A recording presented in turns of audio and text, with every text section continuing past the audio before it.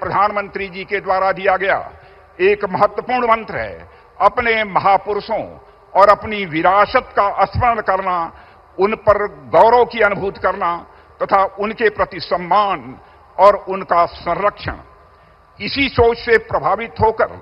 इस प्रेरणा स्थल में भारत के 3 ऐसे महापुरुषों की भव्य प्रतिमाएं स्थापित की गई हैं जो प्रेरणा के मूर्त स्वरूप हैं और जिन्होंने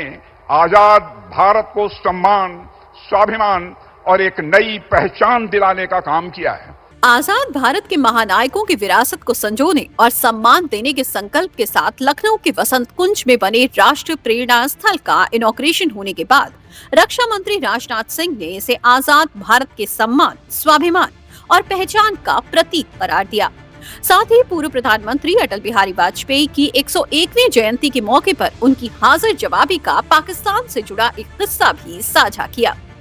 पाकिस्तान के दौरे पर गए थे, उनके भाषण से प्रभावित होकर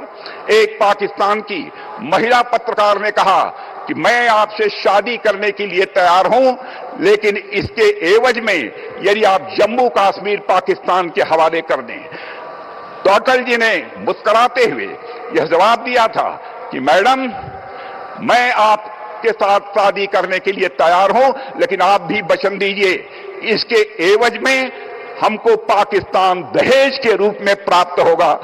वहीं सीएम योगी ने राष्ट्रीय नायकों की स्मृति में बने प्रेरणा स्थल को आत्मनिर्भर और विकसित भारत के सफर में मार्गदर्शक और एक नई प्रेरणा का स्रोत करार दिया। आदरणीय प्रधानमंत्री मोदी जी की प्रेरणा से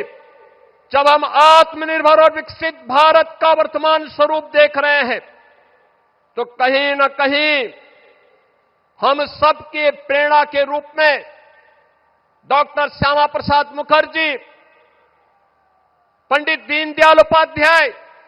और सदैव अटल बिहारी वाजपेयी जी का वह मार्गदर्शन भी एक नई प्रेरणा के रूप में हम सबके सामने रहता है।